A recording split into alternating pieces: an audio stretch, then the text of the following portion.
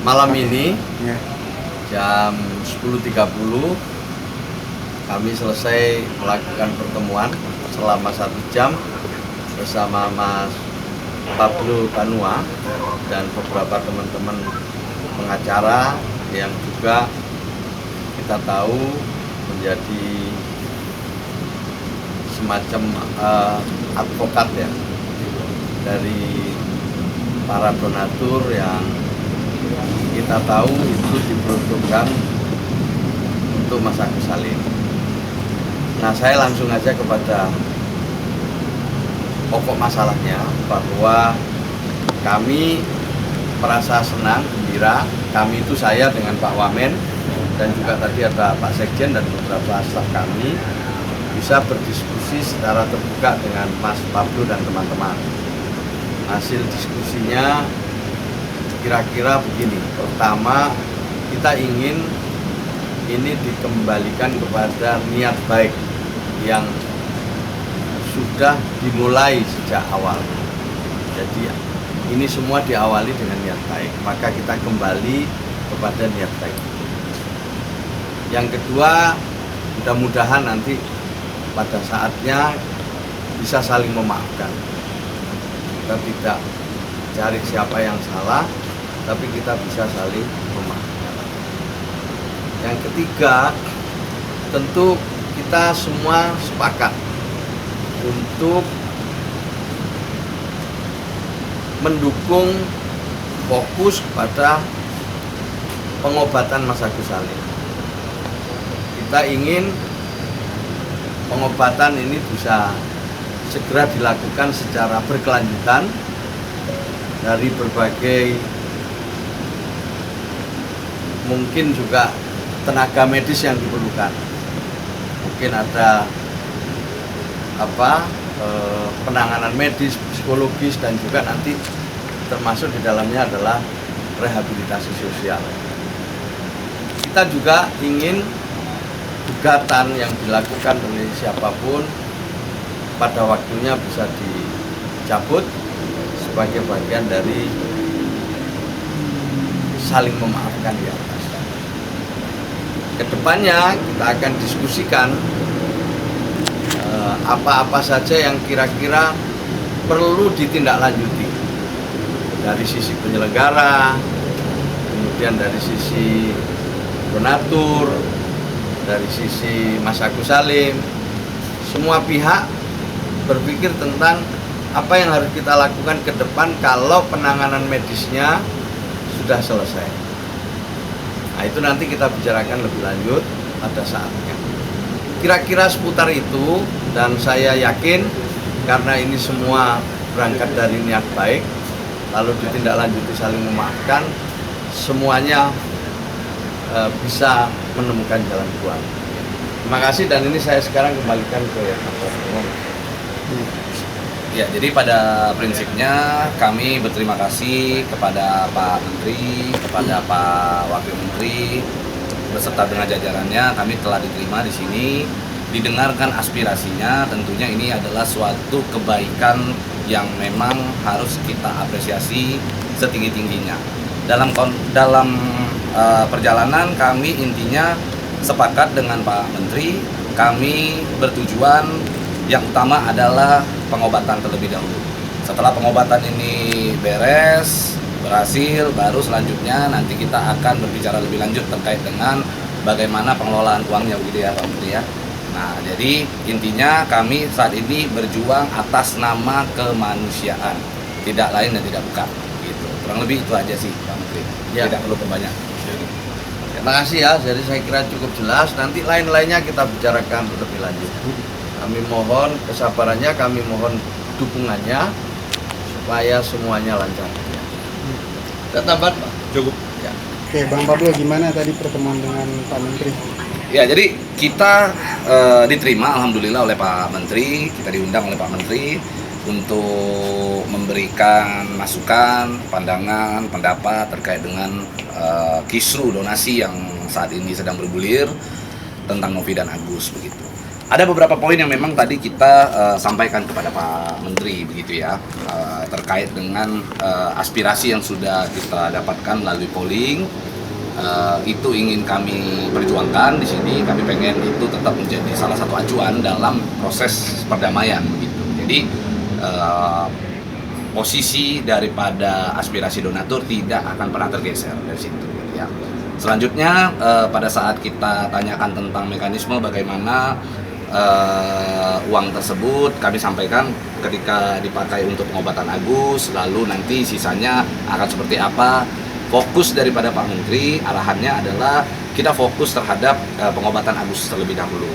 Setelah pengobatan Agus terlebih dahulu kita fokuskan, nanti untuk sisa uangnya baru kita akan bicarakan lebih lanjut bersama-sama seluruh pihak. Begitu. Pada prinsipnya kami intinya mengikut arahan Pak Menteri. Kita pengen semuanya clear, tidak ribet lagi, tidak bikin pusing lagi. Nggak tiap pagi kita nontonin Agus-Agus mulu, begitu ya. Ini Pak Dodi. Ya, kalau dari saya, jadi kita sudah mendapat arahan dari Pak Menteri bagaimana terkait dengan pengobatan Agus dan bagaimana terkait dengan penggunaan sisa dana tersebut. Dan pesan dari Pak Menteri, mohon agar bersedia untuk mencabut gugatan dan mencabut laporan polisi yang sudah kita lakukan. Oke, baik, nah, itu nanti kita akan lakukan setelah adanya perdamaian, ya, duduk satu meja dengan semua pihak terkait, ya kan, dan harus ada kejelasan semuanya ini dengan pihak donatur.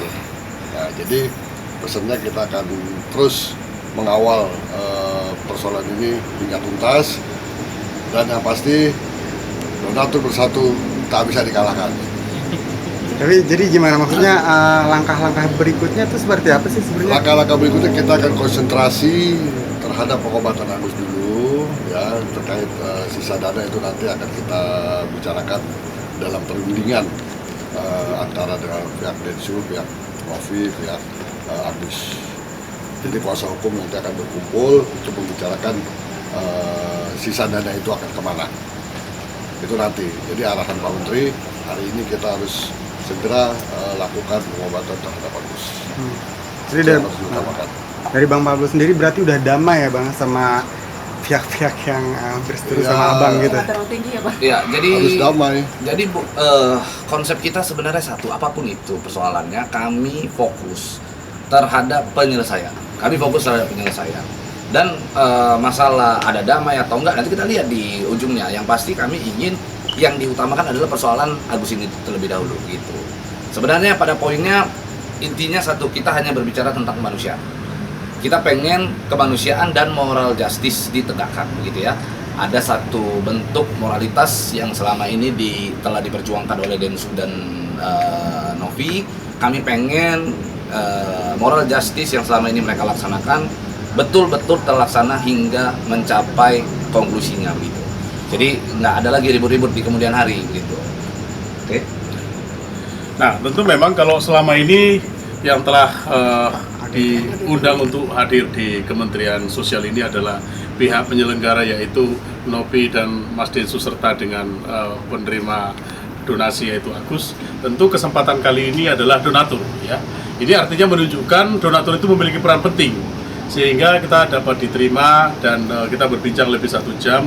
Apa yang disampaikan oleh Pak Menteri dengan jajaran tadi ini adalah sesuatu hal yang positif, di mana islah nanti akan menjadi jalan keluar yang terbaik mungkin di beberapa waktu ke depan.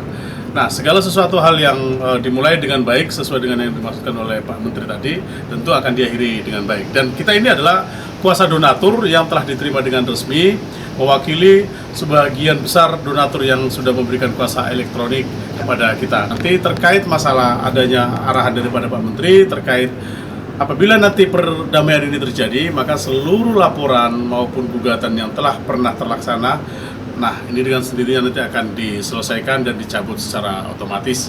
Begitu arahan Pak Menteri, mudah-mudahan ke depannya bisa tercapai, dan dari pertemuan berikutnya kita nanti akan diundang secara bersama-sama dan kita donatur juga akan disertakan, begitu ya? Begitu Pak Dodi ya? Donatur nah, jadi gimana kuasa donatur? Coba. Bagi rekan-rekan sejawat, ya, seprofesi, yang telah menerima kuasa dari beberapa donatur, tolong segera berkoordinasi dengan kami karena ini udah end game. Ya, kalau memang mau terlibat dalam proses penyelesaian ini, ayo kita bergabung ya. Dan bagi para donatur yang belum mengisi suaraku.co.id,